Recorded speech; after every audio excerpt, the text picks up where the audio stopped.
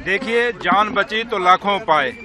और एक जम्मू कश्मीर और खासकर जम्मू के अंदर डिस्ट्रिक्ट के बिल्कुल शहर के पास में वेंकट हॉल है। आप सब जानते हैं, आप लोग भी शादियां अटेंड की होंगी।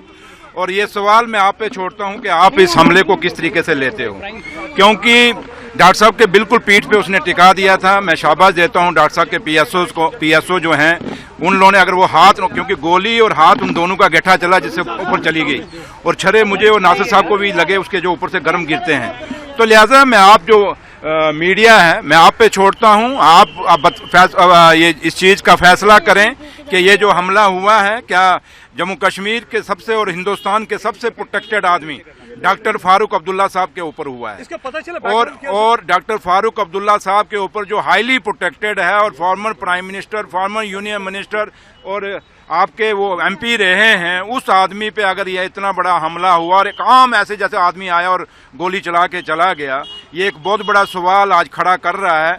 और अगर डॉक्टर फारूक अब्दुल्ला साहब के ऊपर, क्योंकि डॉक्टर फारूक अब्दुल्ला साहब के साथ लेफ्ट साइड में मैं चल रहा था और राइट साइड नासिर असलम वानी साहब चल रहे थे, और जिस फंक्शन के अंदर इतने हाईली प्रोटेक्टेड पर्सनैलिटी हो और उनके साथ जम्मू कश्मीर का डिप्टी चीफ मिनिस्टर हो, एडवाइजर साहब हों और बाकी लोग जो हमारे मेंबर लेजिस्लेटिव्स हों, उसके बाद वहाँ इतना बड़ा ये हादसा होना, ये कोई छोटी बात नहीं। और ये सोचने पे मजबूर कर रहा है। और अब क्या है क्या नहीं है, ये इन्वेस्टिगेशन पुलिस कर रही है, लेकिन इस पे एलजी साहब को बड़ा सीरियस नोट लेना पड़ेगा, क्योंकि ये मौत हमने बड़ी करीब से देखी है। क्योंकि जब गोली चलती है, वो धर्म नहीं देखती, वो मजहब नहीं देखती, वो जात नहीं देखती, गोली कहीं भी जा सकती है। तो इसलिए मैं शाबाश दूंगा जो डॉक्टर साहब के या मेरे जो प्रोटेक्शन में लोग लगे थे या नासिर साहब के प्रोटेक्शन में लोग थे, उन सबको हम मुबारकबाद देंगे कि उन्होंने बचाया हमें। और लास्ट में हालत ये हुई कि हमें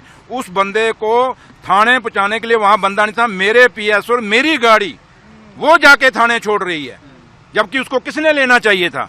ये सवाल भी मैं नहीं कहूंगा किसको लेना चाहिए, नहीं, आप इसका जवाब मांगिए लोगों से, क्योंकि मेरे पीएसओ और मेरी गाड़ी जो है स्कॉर्पियो गई और उसको जाके थाने हवाले किया।